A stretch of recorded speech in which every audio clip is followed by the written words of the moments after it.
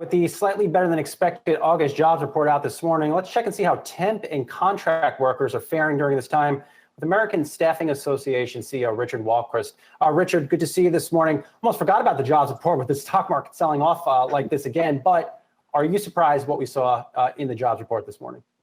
Morning, Brian.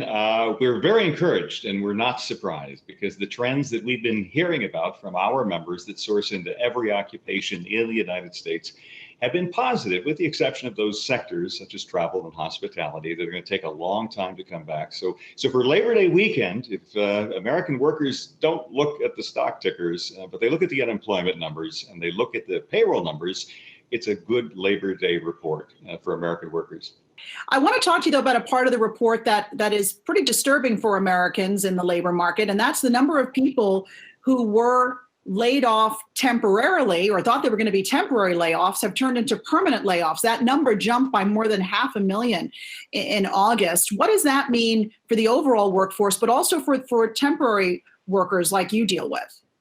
So it's a good question, and there are two parts to it. So regarding layoffs and furloughs, inside of the business world, typically employers will go to a furlough system and try to keep that in place as long as it can. You saw the news around MGM in the past couple of days. They've just announced that they're moving from furlough to layoff. They've got some federal requirements in terms of notifying employees. It's not surprising when you look at the sectors that are announcing those continued layoffs. I think the good news is that we've got more net new hires than we've got net new layoffs. And regarding the temporary piece of the workforce, in most recovery periods, what we'll see is that temporary employment is a leading employment indicator. And if this recovery period follows suit, it's very good news because we saw an additional 100,000 plus temporary jobs added in August. Businesses will typically, in the early stages of recovery, not knowing whether or not the recovery is going to be sustainable, whether it's going to be a swoosh or a W, they'll bring back flexible workers as kind of an early recovery strategy before adding headcount on a permanent basis. How concerned are you that this report may be as good as it gets this year, considering there is no more stimulus coming from the government?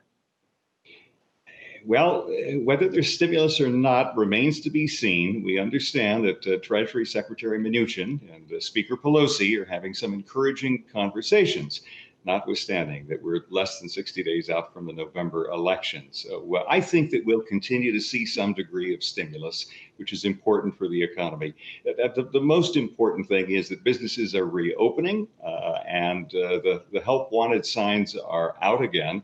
Our members continue to report that they're having a difficult time getting people to actually apply for work and then show up for work. And in some cases, it's related to the stimulus, the massive amounts of stimulus that have been made available by the federal government over the past several months.